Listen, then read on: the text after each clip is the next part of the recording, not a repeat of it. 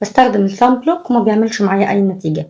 جبت انواع غالية كتير قوي وبرضو ما عملتش معايا نتيجة.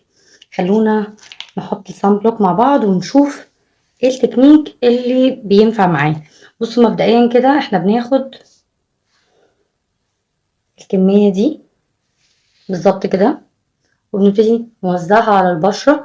في الاول هتحسوا انها كبيرة جدا بس لازم نفضل ندمجها كده على كل البشرة. هدمجه بقى كده وارجع لكم اوريكم ان هو ملوش اي افكت خالص ومش هيبان اطلاقا. ده بعد دقيقة بالظبط ما فضلت ادمجه بالطريقة دي واوزعه على البشرة مفيش اي افكت ليه خالص على البشرة. فلازم تاخدوا كمية مناسبة علشان ما تحطيش كمية قليلة ما تعملش معاكي افكت.